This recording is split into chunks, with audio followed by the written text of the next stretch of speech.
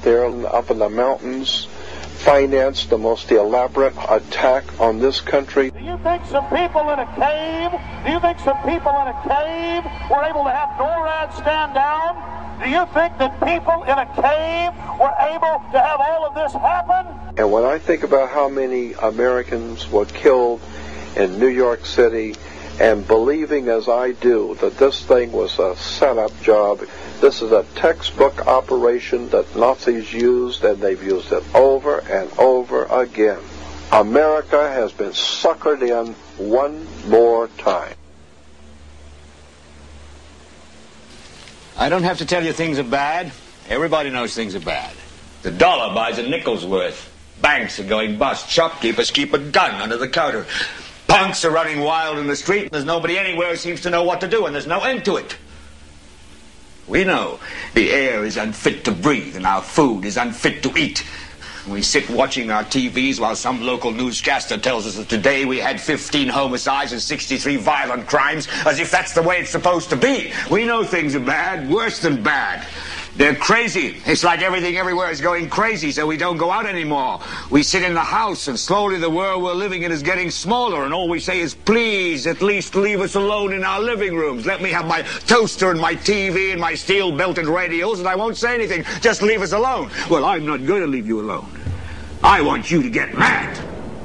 I don't want you to protest. I don't want you to riot. I don't want you to write to your congressman because I wouldn't know what to tell you to write. I don't know what to do about the depression and the inflation and the Russians and the crime in the street. All I know is that first, you've got to get mad. You've got to say, I'm a human being. God damn it. My life has value.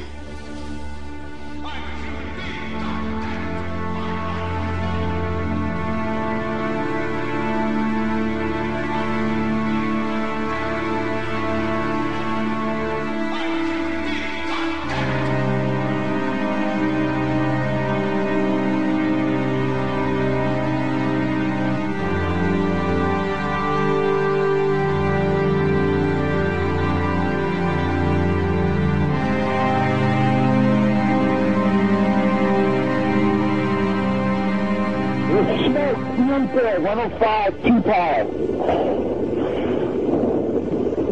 It's really bad. It's black. It's iron. My wife thinks I'm all right. I called her and said I was leaving the building. I was fine, and bang. It's the 3 of us. 2 broken windows. Oh, God!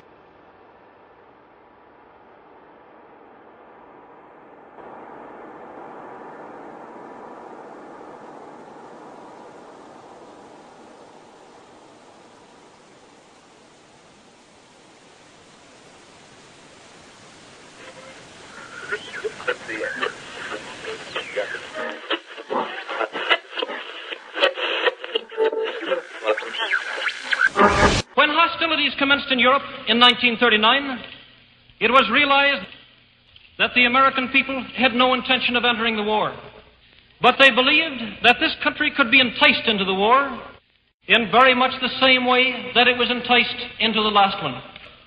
They planned, first, to prepare the United States for foreign war under the guise of American defense. Second, to involve us in the war step by step without our realization. Third, to create a series of incidents which would force us into the actual conflict. These plans were, of course, to be covered and assisted by the full power of their propaganda. Our theaters soon became filled with plays portraying the glory of war. Newsreels lost all semblance of objectivity, and they have used the war to justify the restriction of congressional power and the assumption of dictatorial procedures on the part of the President and his appointees. A fear campaign was inaugurated. We cannot allow the natural passions and prejudices of other peoples to lead our country to destruction.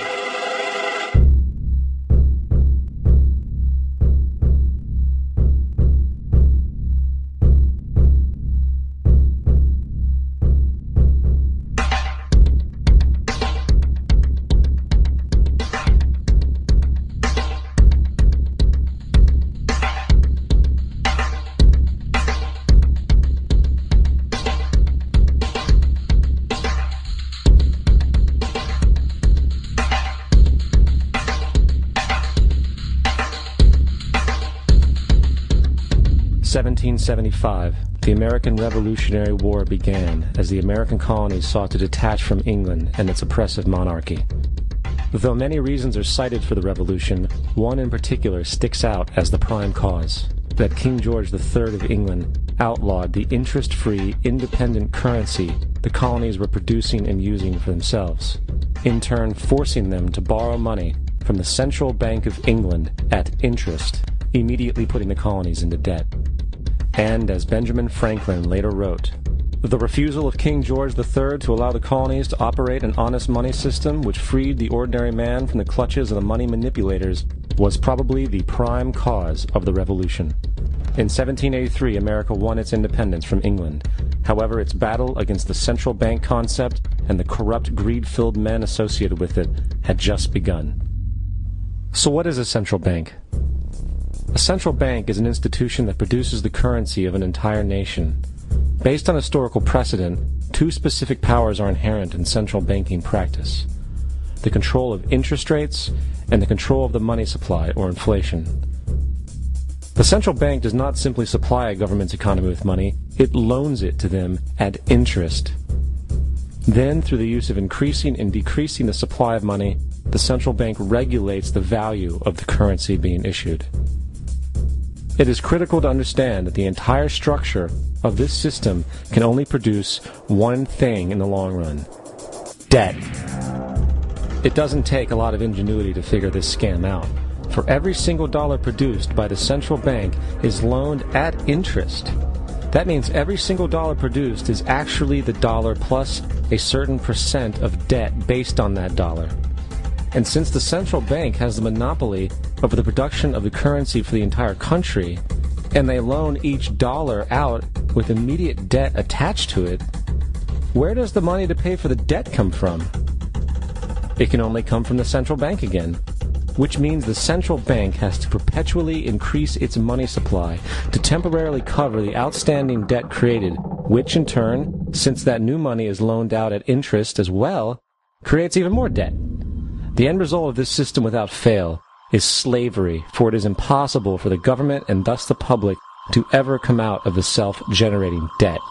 The founding fathers of this country were well aware of this.